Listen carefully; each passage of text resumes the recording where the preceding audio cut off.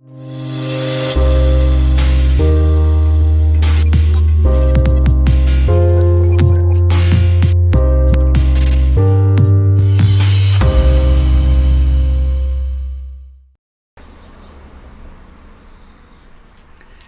Michael DeLuca here in Athens with another Higher Hope devotional.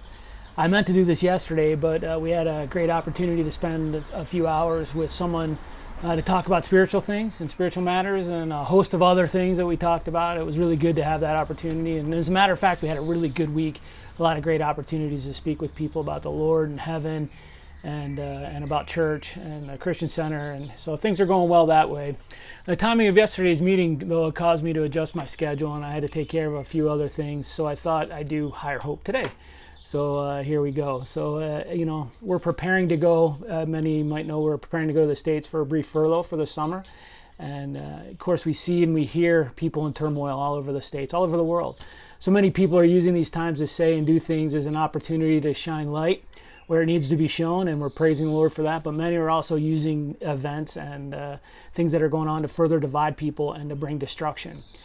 This week in Athens, there were peaceful protests by some, and people who want to express their heart and the things that they feel. And then there were also anarchists who used the events in America to firebomb the U.S. Embassy here and stir up strife and riots in downtown Athens.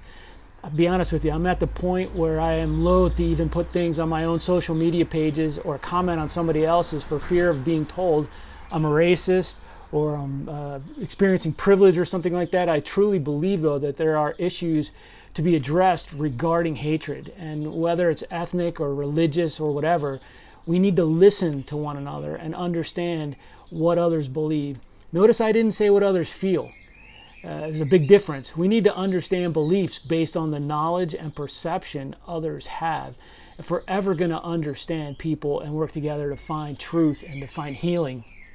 And these people who are stirring up the masses with their vitriol and angry words, they're constantly fighting to get the last word or drown out the other guy. It's just one on top of another. And many are trying to force their worldly beliefs on others by playing on people's emotions. And these emotionally fueled people are driving others to throw out reason and believe things that seem reasonable on the outside, but they seem like reasonable steps, but in actuality, they only add or compound the problem. We need peaceable spirits, common sense, and wisdom more than ever today. What we have today are people, though, who cannot control their hearts, their minds, or their bodies. Proverbs 25:28 says, like a city that is broken into and without walls is a man who has no control over his spirit. And speaking of a city, King Solomon would write later on, he writes in chapter 9 of Ecclesiastes about a small city that was besieged by a great king with a big army who wanted to capture that town. But in that city was a poor old wise man who understood the situation, and he devised a plan that defeated the strong army threatening outside their gates. And when all the people of this city, later on, they all forgot about that quiet old wise man. Solomon writes in verse 16 of chapter 9, he says, "Then said I, wisdom is better than strength. Nevertheless, the poor man's wisdom is despised, and his words are not heard." It seems no one wants to listen to simple old wisdom these days. People forget, as Solomon noted earlier in the passage, that time and chance happeneth to us all. We cannot see every turn in the road or every obstacle that's going to block our path. But we don't have to give up. We shouldn't give up. We need to continue to ask God to reveal His plan, and we need to continue to press forward. And, we hear God best in the quietness of our hearts, away from the roar of the world. We need to know and understand His words and find His wisdom. There are many people around us today, quiet voices, who, like that old wise man, possess great wisdom about what is happening around us in the world. Solomon ends that story there in Ecclesiastes chapter 9 like this. It says in verse 17 and 18, "The words of the wise men are heard in quiet more than the cry of him that ruleth among fools. Wisdom is better than weapons of war, but one sinner destroyeth much good." Many people like this have spoken throughout history, and their wisdom was heard and adopted by some who withstood a stronger force by employing simple wisdom. Wisdom they found in unlikely sources. We need to keep our ears open for quiet, peaceable words of wisdom that help us understand the situation, and they offer intelligent solutions rather than making more problems for everyone.